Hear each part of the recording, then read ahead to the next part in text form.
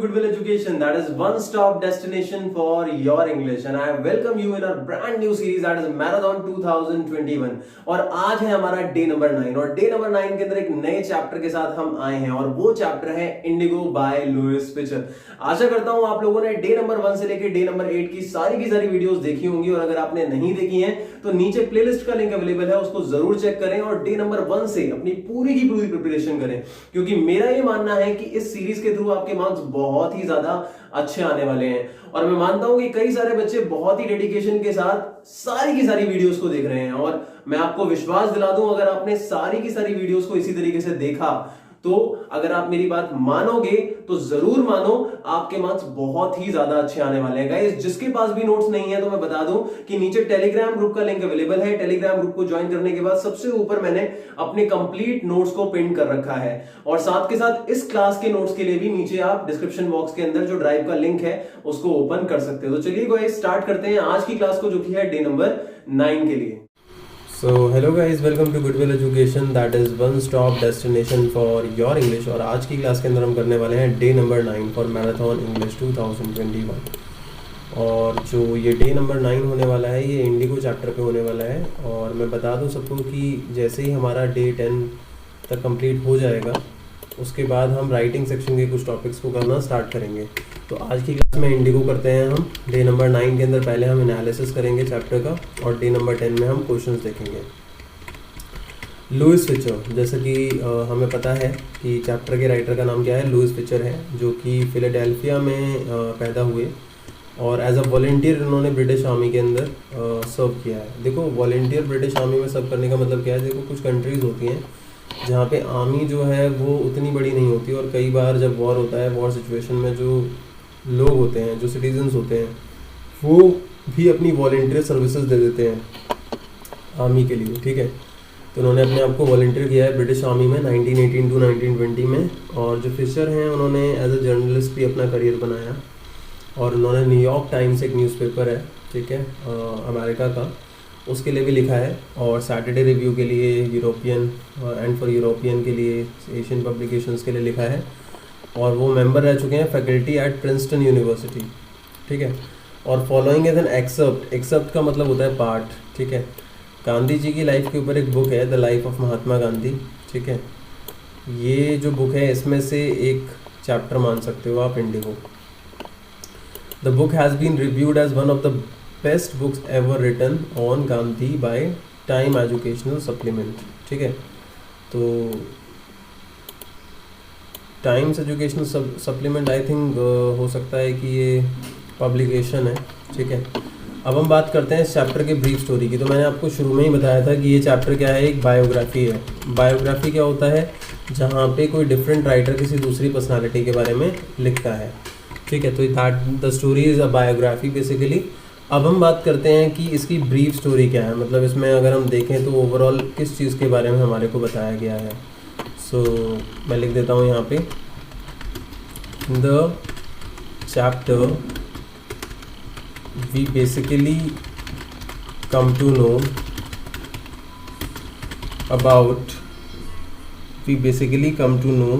about the struggle, या मैं कह सकता हूँ about one of the most famous independence struggles of Mahatma Gandhi, जिसका नाम हम रखेंगे भाई the episode of Champaran. Champaran नाम की एक प्लेस पे बिहार और नेपाल के बॉर्डर के पास में है। वहाँ पे एक स्ट्रगल हुआ था, इंडिपेंडेंस का एक बहुत बड़ा मूवमेंट हुआ था। मूवमेंट मतलब आंदोलन हुआ था, उसके बारे में है चैप्टर। ठीक है, तो इसके अंदर होता क्या है कि एक किसान होता है जिसका नाम राजकुमार शुक्ला है। वो महात्मा गांधी जी से मिलने के लिए आता है उनके आश्रम में और फिर वो चाहता था कि महात्मा गांधी जी उसके साथ उसके गांव चले, चंपारण। तो बेसिकली ये चैप्टर उसी चीज़ के बारे में है।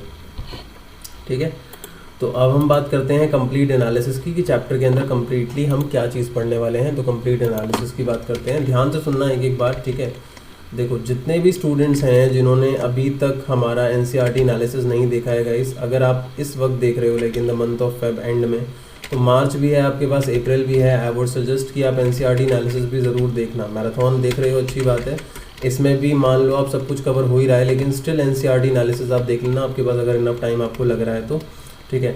और जो स्टूडेंट जिनको लगता है कि हमारे पास इनफ टाइम नहीं है, तो उस केस के अंदर व्हाट यू कैन डू, आप मैराथन जो है उसको स्ट्रिक्टली कंटिन्यू कर सकते हो और बाद में 10 डेज प्लस जब आएगा तो उसको कंटिन्यू कर सकते हो, ठीक है।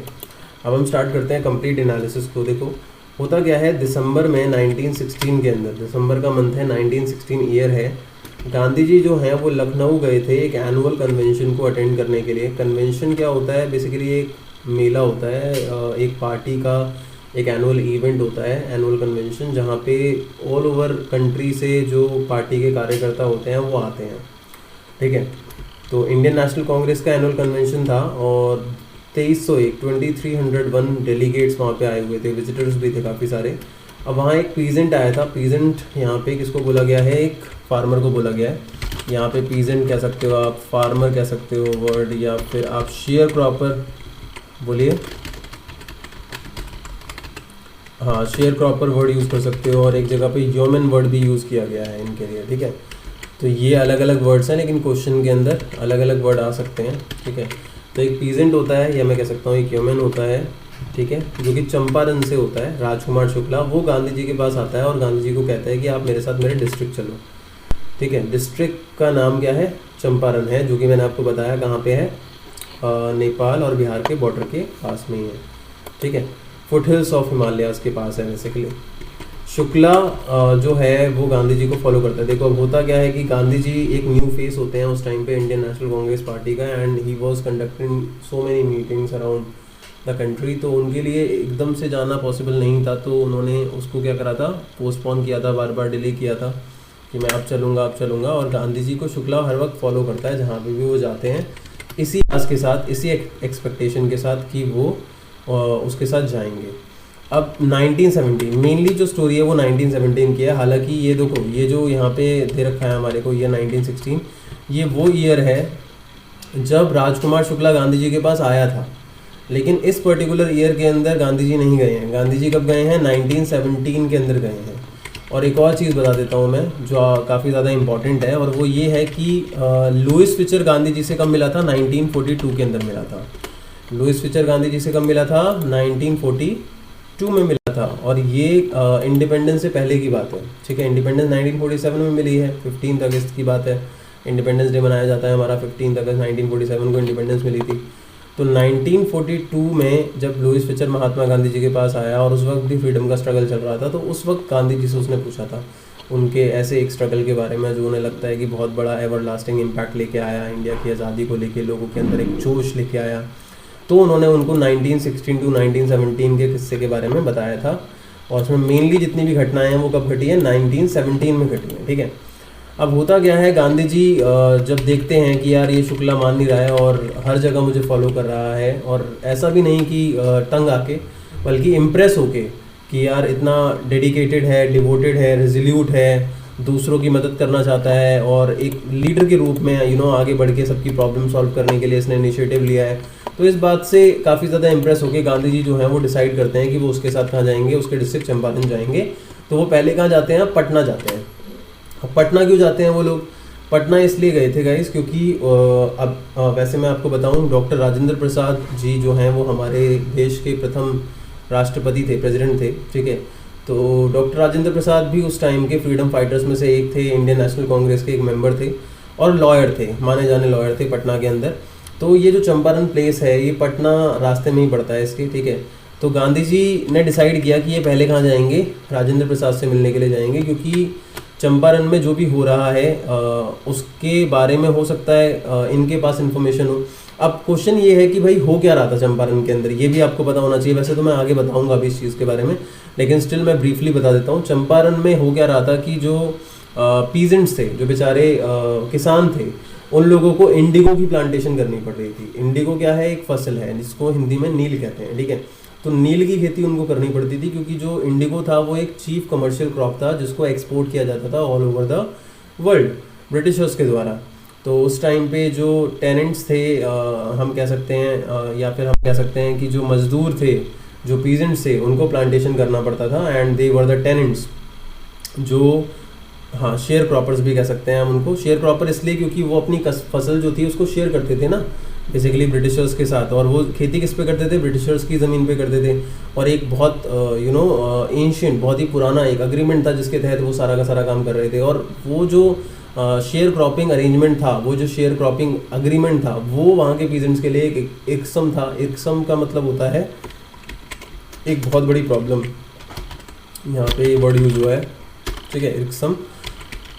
तो इसीलिए राजकुमार शुक्ला आया था गांधी जी के पास। तो गांधी जी जो हैं वो जाने वहाँ पहुँचने से पहले राजेंद्र प्रसाद से, हो सकता है कोई लीगल एडवाइस लेना चाहते हो, लेकिन वहाँ पे डॉक्टर राजेंद्र प्रसाद उनको नहीं मिलते, ठीक है। They could not see him as he was out of town. अच्छा, यहाँ पे एक किस्सा भी होता है उनके साथ। वो किस्सा मैं आपको बता देता हूँ कि जब वो वहाँ गए थे तो जो सर्वेंट्स है डॉक्टर राजेंद्र प्रसाद के, उनको गांधी जी एक पीजेंट लगते हैं। क्यों? क्योंकि एक तो उनका सादा पहनावा होता है और दूसरा ये कि वो राजकुमार शुक्ला के साथ आए थे जो कि एक पीजेंट था। और राजकुमार शुक्ला काफ़ी पहले राजेंद्र प्रसाद के पास कई बार आ चुका था और सर्वेंट्स को ये बात पता थी कि ये हमारे मालिक को कई बार परेशान कर चुका है, क्योंकि वो चाहता था कि राजेंद्र प्रसाद चलें और हेल्प करें मेरी और दूसरे पीजेंट्स की, क्योंकि वो उसी डिस्ट्रिक्ट के आसपास के रहने वाले थे और एक फ्रीडम फाइटर भी थे, कह सकते हैं हम, ठीक है।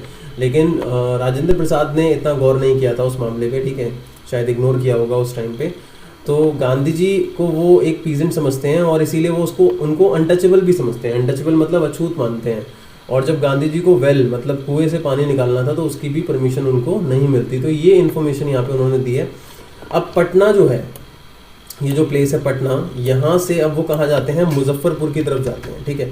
अब ये नई प्लेस जो है वो कौन सी है? मुजफ्फरपुर। मुजफ्फरपुर वो क्यों जाते हैं? अगेन कंप्लीट इन्फॉर्मेशन लेने के लिए, जो भी चंपारण के अंदर चल रहा है उसके बारे में कंप्लीट इन्फॉर्मेशन लेने के लिए वो मुजफ्फरपुर जाते हैं।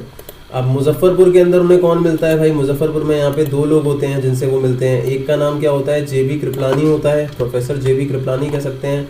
और दूसरे का नाम क्या होता है भाई? प्रोफेसर मलकानी। दूसरे का नाम क्या होता है? प्रोफेसर मलकानी, जो कि एक गवर्नमेंट स्कूल टीचर होते हैं। आई होप यहाँ नाम गिवन हो, वरना मैं भी लिख दूंगा, डोंट वरी, ठीक है।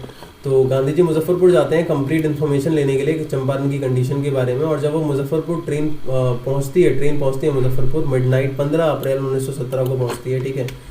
तो प्रोफेसर जेबी कृपलानी उनको स्टेशन पे रिसीव करते हैं, जो कि एक आर्ट्स कॉलेज के प्रोफेसर थे मुजफ्फरपुर के।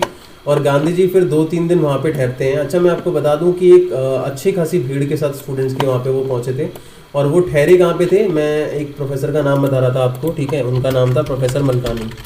अच्छा, ये चीज़ ध्यान रखना एमसीक्यू के पॉइंट ऑफ व्यू से कि ये जो जेबी कृपलानी और प्रोफेसर मलकानी थे, इनसे ये कहाँ मिले थे? इनसे ये मिले थे टैगोर शांति निकेतन स्कूल में। एक पहले कभी मीटिंग हुई होगी इंडियन नेशनल कांग्रेस पार्टी की, तो वहाँ पे ये उनसे मिले थे। तो हो सकता है कि ये कांग्रेस के डेलीगेट्स होंगे, मेंबर्स होंगे, ठीक है, दोनों के दोनों। और प्रोफेसर मलकानी कौन है भाई? गवर्नमेंट स्कूल टीचर है। अब गांधी जी की जो आने की न्यूज़ थी वो हर जगह पहुंच गई और उनका मिशन जो था, उसका जो नेचर था, जो वो क्या करना आए थे, ये सब भी भाई क्विकली स्प्रेड हो गया, चंपारण तक पहुंच गया। जो शेयर क्रॉपर्स थे चंपारण के वो आने लगे, ठीक है। और मुजफ्फरपुर के जो लॉयर्स थे उन्होंने भी गांधी जी को बताया कोर्ट के केसेस के बारे में और चीज़ों के बारे में। तो अब मैं आपको बताऊं कोर्ट के केसेस का मामला क्या है यहाँ पे, कि जो पीजेंट्स थे, जो उनको खेती करनी पड़ रही है, प्लांटेशन इंडिगो की करनी पड़ रही है उस अरेंजमेंट के तहत, तो वो उन लोगों के लिए एक बहुत बड़ी प्रॉब्लम थी। And that is the reason they had hired some lawyers, ताकि उनका केस वो लड़ सकें कोर्ट के अंदर और वो इस अरेंजमेंट से छुटकारा पा सकें। अब गांधी जी जो हैं वो वहाँ के जो लॉयर्स होते हैं उनको काफ़ी फटकार लगाते हैं। ही चाइडेड देम, चाइडेड लिखा है ना, चाइडेड द लॉयर्स, क्योंकि वो big amount of fees charge कर रहे होते हैं शेयर प्रॉपर्टी से, जो कि काफ़ी गरीब होते हैं। तो ये इनको इसलिए डांटते हैं क्योंकि तुम लोग यहाँ के लोकल्स हो और लोकल्स को ही लूट रहे हो। तुम्हारे को अपने लोगों की मदद करनी चाहिए बीइंग एन एजुकेटेड पर्सन, लेकिन तुम इन लोगों को लूट रहे हो, तो ये बहुत ही गलत चीज़ है, ठीक है। और गांधी जी को देखो यहाँ पे मैं अगर आपको बताऊँ तो यहाँ पे गांधी जी को ये बात समझ में आ चुकी थी कि यार लॉ कोर्ट जाने से कोई भी फ़ायदा नहीं है, क्योंकि जो पीजेंट्स हैं वो क्रश्ड हैं और फियर स्ट्राइकन हैं, ठीक है, डरे हुए हैं। और जो रियल रिलीफ है वो पीजेंट्स को कब मिलेगा? जब वो फियर से बाहर निकल पाएंगे। अब इसके बाद गांधी जी जो हैं वो चंपारण के अंदर पहुंचते हैं और वो सारे के सारे फैक्ट्स लेने की कोशिश करते हैं ब्रिटिश लैंडलॉर्ड एसोसिएशन से, लेकिन उनको कोई भी इन्फॉर्मेशन नहीं दी जाती और बोला जाता है कि तुम एक आउटसाइडर हो। गांधी जी कहते हैं कि मैं आउटसाइडर नहीं हूँ, लेकिन उसके बावजूद उनको इन्फॉर्मेशन नहीं दी जाती। फिर उसके बाद Gandhi called on the British official commissioner के पास जाते हैं, वो तिरहुत डिवीज़न के, तिरहुत वहीं का कोई पार्ट होगा, एरिया होगा। तो कमिश्नर जो है वो उनको बुल्ली करने लग जाता है, धमकाने लग जाता है और कहता है कि तुम तिरहुत छोड़ के चले जाओ। तो ये भी एक ब्रिटिशर ही होगा। अब वो उनको धमकाने लग जाता है, लेकिन गांधी जी जो होते हैं वो उसकी बातों में नहीं आते और वहाँ से नहीं जाते, और एरिया को मतलब छोड़ के जाने की जगह वो डायरेक्टली मोतिहारी जाते हैं, जो कि चंपारण की कैपिटल होती है, और उनके साथ कुछ लॉयर्स भी जाते हैं, और वहाँ पे काफ़ी भीड़ भी जमा हो जाती है रेलवे स्टेशन के पास में। और ये जो भीड़ होती है ये साबित कर रही होती है कि ब्रिटिशर्स से अब इंडियंस को आज़ादी मिलने वाली है। लेकिन यहाँ पे एक इम्पॉर्टेंट पॉइंट है गाइस, वो इम्पॉर्टेंट पॉइंट जो है यहाँ पे भी थोड़ा सा मिस हो गया है, मैं आप लोगों को उसके बारे में बता देता हूँ, ठीक है। If someone's mic is on please switch it off, ठीक है। तो अब बात करते हैं हम उस पॉइंट की। तो पॉइंट क्या होता है यहाँ पे, synthetic Indigo, the news of synthetic Indigo, Motihari was the capital. I'm not sure about right now, but that time Motihari was the capital of Champaran, ठीक है। The news of synthetic Indigo. अब मैंने आपको बताया कि जो ब्रिटिशर्स थे वो क्या करते थे, प्लांटेशन करवाते थे। तो मैं उसके बारे में भी थोड़ा बहुत बता देता हूँ कि अग्रीमेंट क्या था गाइस। अग्रीमेंट ये था कि जो ब्रिटिश लैंडलॉर्ड्स हैं, ध्यान से समझना, जो ब्रिटिश लैंडलॉर्ड्स हैं वो क्या करते थे, जो पीजेंट्स थे उनसे एक ओल्ड एंशिएंट एग्रीमेंट, बहुत पुराना एग्रीमेंट था, ठीक है, उसके तहत इंडिगो की प्लांटेशन कराते थे। किसकी प्लांटेशन कराते थे भाई, इंडिगो की प्लांटेशन कराते थे, ठीक है। अब ये इंडिगो की जो प्लांटेशन होती थी ये किस पे होती थी, 100%, मतलब जो ज़मीन थी, जितनी खेती पे वो प्लांटेशन करते थे, उस 100% ज़मीन में से इंडिगो की प्लांटेशन जो होती थी वो 15% ज़मीन पे होती थी। कितने पे होती थी भाई, 15% पार्ट ऑफ द लैंड पे होती थी, ठीक है। ये चीज़ है भाई, 100% जो ज़मीन थी उसमें से 15% पार्ट ऑफ द लैंड जो था उस पर इंडिगो की प्लांटेशन होती थी खाली, और जो किसान थे उनको जो खेती करनी होती थी, इंडिगो की प्लांटेशन करनी होती थी, उसे सींचना होता था, उसको मतलब बेसिकली उसकी फसल भी खुद ही पैदा करनी होती थी, सब कुछ खुद करना होता था, वो इसको एज अ रेंट दे देते थे। ये जो फसल वो उगाते थे इसको एज अ रेंट दे देते थे, किसको, किसानों को।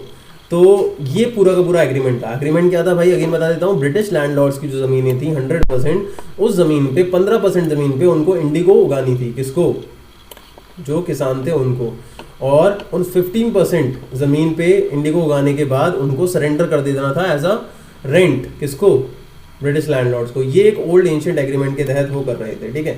अब हुआ क्या कि न्यूज़ आई सिंथेटिक इंडिगो की। सिंथेटिक क्या होता है, आर्टिफिशियल वर्जन हो गया इंडिगो का।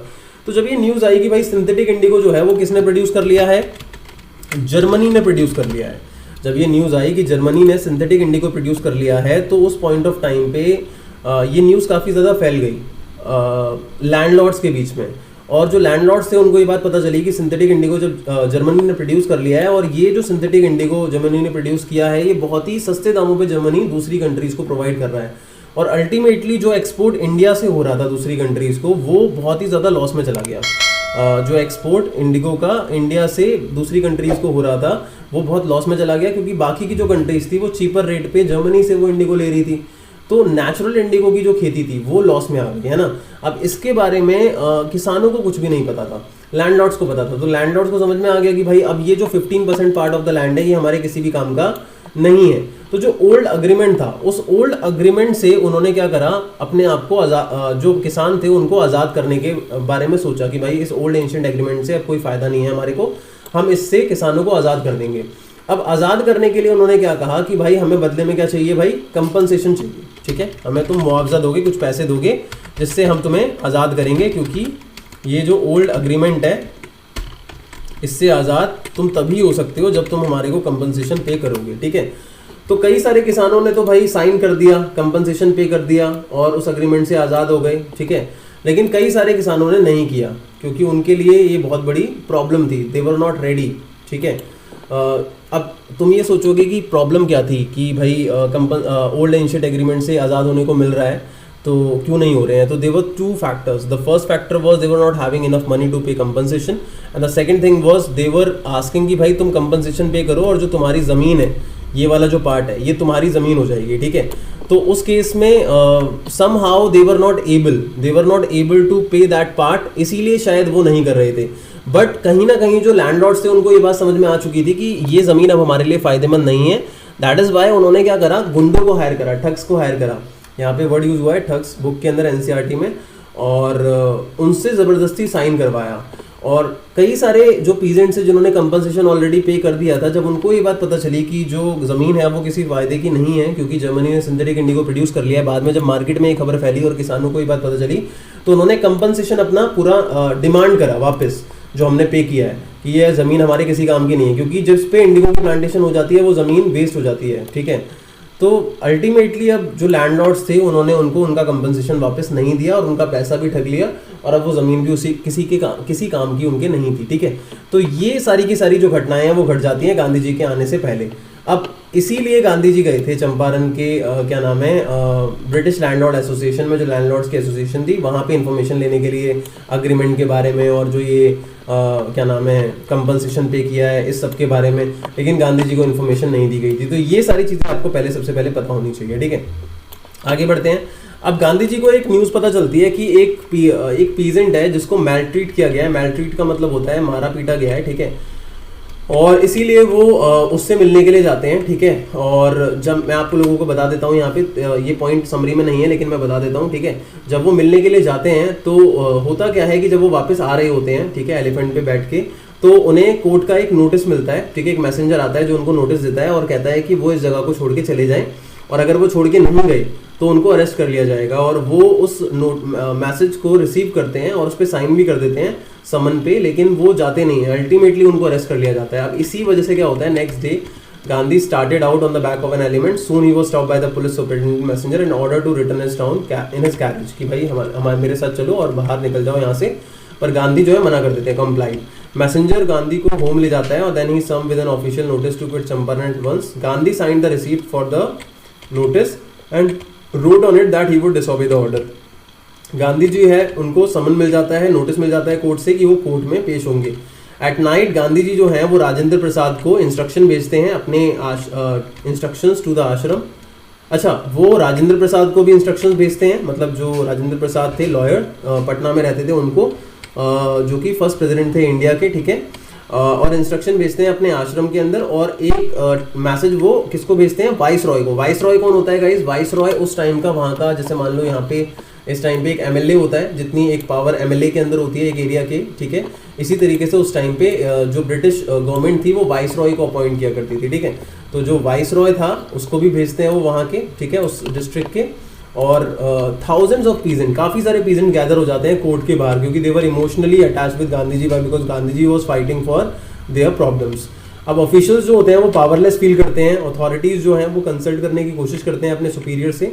गांधी जी जो हैं वो कोशिश करते हैं कि जो पीस है वो बना रहे। ठीक है, मैजिस्ट्रेट अनाउंस करता है कि वो 2 घंटे बाद, अब देखो मैजिस्ट्रेट कोर्ट कौन सी होती है, जैसे हमारी सिटी कोर्ट्स होते हैं। ठीक है, उससे पहले एक छोटे लेवल की जो कोर्ट होती है उसको मैजिस्ट्रेट कोर्ट कहा जाता है। ठीक है, he would pronounce sentence after 2 hours recess, कि वो 2 घंटे बाद अपना फैसला सुनाएगा चीज़ों पे। अच्छा, मैं आपको बता दूं फैसला किस चीज़ पे था। जब बात क्या हुई थी मैजिस्ट्रेट के सामने, कि गांधी जी को ये बोला गया था कि वो समन जब उनको मिला वहाँ से जाने के लिए तो वो गई क्यों नहीं। तो उन्होंने बोला कि सर मैं कन्फ्लिक्ट ऑफ ड्यूटीज़ में था कि मैं उस ऑर्डर को मानूं या ना मानूं, क्योंकि अगर मैं ऑर्डर को मानता तो मैं जो जस्टिस है उसके साथ तो सही करता, न्याय के साथ, न्यायपालिका के साथ सही करता, जो आपने मुझे ऑर्डर दिया मैं करता।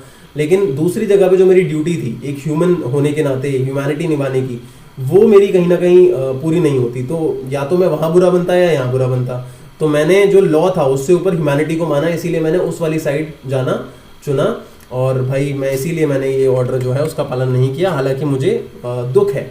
ये आज गांधी, अब गांधी जी को वो बोलते हैं कि 2 घंटे की आपको बेल लेनी होगी, लेकिन गांधी जी फाइन पे नहीं करते इस चीज़ के लिए, और गांधी जी को बिना किसी फाइन के ही उस वक्त छोड़ दिया जाता है। और फिर 2 घंटे बाद जब फैसला सुनाया जाता है तो फैसला भी नहीं सुनाया जाता और कहा जाता है कि फैसला बाद में सुनाया जाएगा, क्योंकि भीड़ काफ़ी ज़्यादा थी कोर्ट के बाहर और प्रेशर बन रहा था कोर्ट पे।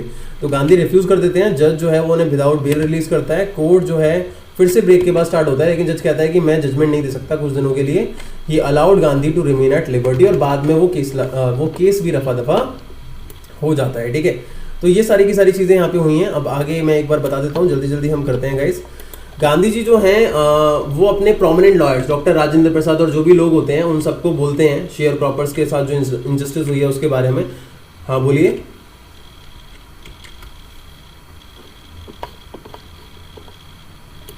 इसका रीजन मैंने आपको भी बताया ना कि कोर्ट के बाहर बहुत ही बड़ी संख्या में, हजारों की संख्या में पीजेंट्स इकट्ठे हो रखे थे, और अगर गांधी जी को कोई भी सजा मिलती तो लॉ एंड ऑर्डर जो था वो बिगड़ सकता था। तो ये रीजन हो सकता है, ठीक है।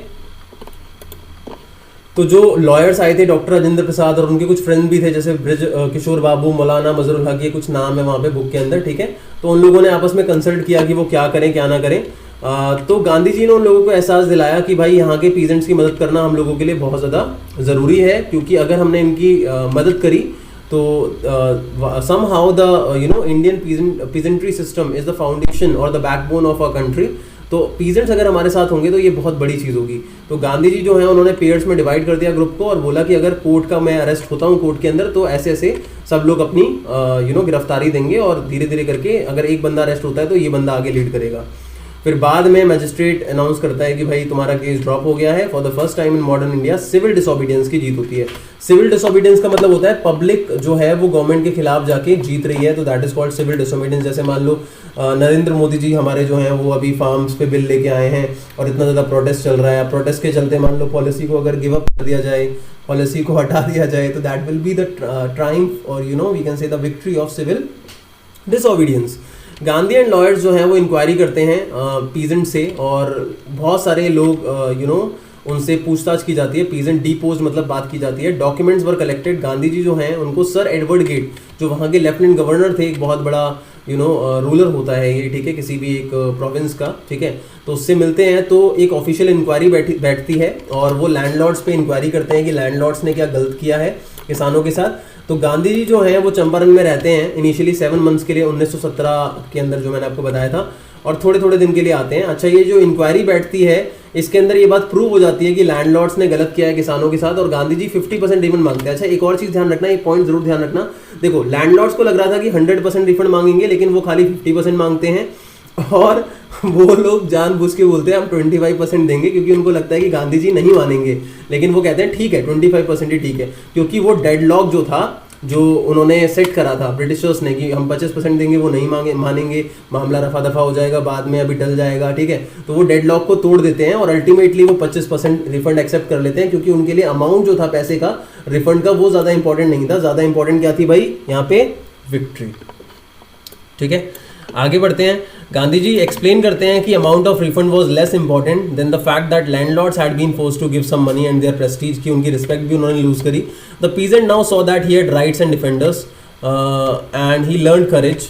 देखो यहाँ पे क्या लिखा हुआ है, द पीजेंट का मतलब यहाँ पीजेंट सिंगुलर है, इसीलिए ही आया है, वरना यहाँ हम लिख सकते हैं the peasants now saw that they had rights and defenders, they learn courage, event justified Gandhi's position. और कहीं ना कहीं ऑब्वियस सी बात है यार, ये सब कुछ हुआ है तो गांधी जी की पोजीशन कितनी स्ट्रांग थी।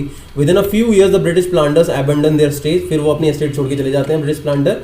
These now went back to the peasant, और ये पीजेंट के पास चली जाती है। इंडिगो शेयर क्रॉपिंग डिसअपीयर्ड, और इंडिगो की जो शेयर क्रॉपिंग है वो खत्म हो जाती है। लास्ट का पैराग्राफ जो है, वैसे तो यहाँ पे काफ़ी ज़्यादा दे रखा है, बट हाँ यहाँ पे क्या है, देखो ये वाला जो पैराग्राफ है इसमें मैं बस बता देता हूँ क्या चीज़ है, कि गांधी जी जो थे वो कल्चरल और सोशल बैकवर्डनेस चंपारण से रिमूव करना चाहते थे। तो उन्होंने कुछ टीचर्स को बुलाया था, जैसे महादेव देसाई, नरहरि पारेख, उनकी वाइफ को बुलाया था, और इवन अपनी वाइफ को भी बुलाया था, और बॉम्बे से और दूसरे पार्ट जो थे उनके आश्रम के, वहाँ से भी कुछ लोगों को बुलाया था, अपने बेटे देवदास, अपनी वाइफ, इन सबको भी बुलाया था, ताकि वो लोग वहाँ की जो कल्चरल सोशल बैकवर्डनेस है उसको रिमूव कर सकें। और 6 विलेजेस में उन्होंने प्राइमरी स्कूल्स भी सेटअप करवाए थे। और गांधी जी की जो वाइफ थी कस्तूरबा, उन्होंने जो आश्रम रूल्स थे वो भी पर्सनल क्लीननेस को लेके और कम्युनिटी सैनिटेशन को लेके, साफ सफाई को लेके लोगों को बताए थे। वहाँ पे तो जो हेल्थ कंडीशंस काफ़ी ज़्यादा खराब थी, वहाँ के लिए कुछ दवाइयाँ मंगाई गई थी, जैसे कैस्टर ऑयल, क्यूनाइन और सल्फर ऑइंटमेंट।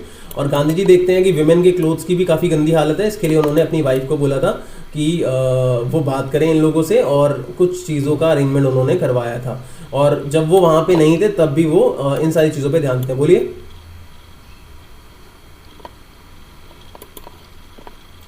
वही चीज़ थी कि देखो गांधी जी ने नहीं कहा, यहाँ पे सिचुएशन बताई गई है कि कुछ टाइम बाद जो ब्रिटिश लैंडलॉर्ड्स थे उन्होंने अपनी एस्टेट जो थी, जो ज़मीनें थी, उनको गिव अप कर दिया था, और वो वहाँ से अपनी कंट्री मतलब इंग्लैंड छोड़ के चले गए थे सब कुछ, और वो पीजेंट्स के पास आ गई थी इनडायरेक्टली बाद में,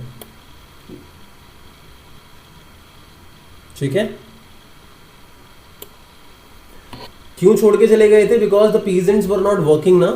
तो यहाँ पे रीजन तो बताया नहीं है, लेकिन हम कह सकते हैं the peasants were not working, now they were having triumph over their fears, तो वो इंस्ट्रक्शंस नहीं मांग रहे होंगे, चीज़ें नहीं हो रही होंगी, वो खुद तो खेती करेंगे नहीं, तो कोई फ़ायदा था नहीं उनके लिए स्टेट्स का और चीज़ों का, तो अल्टीमेटली वो चले गए, कोई बेनिफिट हो नहीं रहा था, इंडिगो की खेती डिसअपियर हो चुकी थी। ठीक है, तो ये चंपारण का एपिसोड गांधी जी की लाइफ का भी एक टर्निंग पॉइंट होता है और साथ में इंडिया की हिस्ट्री में भी एक टर्निंग पॉइंट होता है। ठीक है, ये चीज़ आप ध्यान रखना, क्योंकि एक बहुत बड़ा मूवमेंट होता है, उस टाइम का सबसे बड़ा मूवमेंट होता है और इससे गांधी जी चमक जाते हैं काफ़ी ज़्यादा। Gandhi also taught his followers, ये बहुत इंपॉर्टेंट है यार, सेल्फ रिलायंस, इस पर काफ़ी ज़्यादा इंपॉर्टेंट क्वेश्चंस आते हैं, लॉन्ग के अंदर आते हैं, ये ध्यान रखना। सेल्फ रिलायंस का मतलब होता है गाइस आत्मनिर्भरता। ठीक है, गांधी जी के जो लॉयर फ्रेंड्स थे उनको कहीं ना कहीं ये फील होता है कि एक बंदा था जिसका नाम था चार्ल्स फ्री एंड्रयू, ये गांधी जी का डिसाइपल था, नया नया बना था, चेला था, ठीक है, मतलब फॉलोअर था। ये इंग्लिश पैसिफिस्ट था। पैसिफिस्ट उसको कहा जाता है जो किसी भी कॉलोनियल रूल को सपोर्ट नहीं करता ना, उसको पैसिफिस्ट कहते हैं। ठीक है, जो किसी भी एक सिद्धांत से अगेंस्ट होता है अपनी कम्युनिटी के। ठीक है, तो ये पैसिफिस्ट होता है। ये गांधी जी की मदद करना चाहता था, तो ये जो इनके फ्रेंड्स थे डॉक्टर राजेंद्र प्रसाद और ये कुछ लोग, ठीक है, ये चाहते थे कि चार्ल्स फ्री एंड्रयू चंपारण में रह के किसानों की मदद करे। ठीक है, लेकिन गांधी जी जो है वो साफ मना कर देते हैं, अपोज करते हैं इस चीज़ को। वो कहते हैं कि हमारी जो लड़ाई है इसमें हम लोगों को खुद ही लड़ना पड़ेगा, क्योंकि अगर हमने बैटल लड़ने के लिए किसी दूसरे का सहारा लिया, मतलब किसी दूसरी कम्युनिटी के व्यक्ति का या किसी ब्रिटिशर का, तो दूसरों को लगेगा कि हम कमज़ोर हैं, जो कि गलत है। और self reliance is the most important thing. आत्मनिर्भरता, देखो ये मत सोचना अब आत्मनिर्भरता आज के ज़माने में जो वर्ड आया है वो यहीं से आया है यहाँ की आत्मनिर्भरता कुछ और है ठीक है, ओके आगे बढ़ते हैं। मैसेज, तो मैसेज जो कन्वे हुआ है by the story is that it is not impossible to conquer and win over the powerful. मतलब कोई भी अगर व्यक्ति पावरफुल है, फाइनेंशियली अगर कोई पावरफुल है या किसी भी तरीके से कोई पावरफुल है, तो इसका मतलब ये नहीं है कि हम उससे जीत नहीं सकते हैं, हम उससे जीत सकते हैं। ठीक है, हमारे को बस किस चीज़ की ज़रूरत है, यूनिटी की ज़रूरत है और हौसले की ज़रूरत है।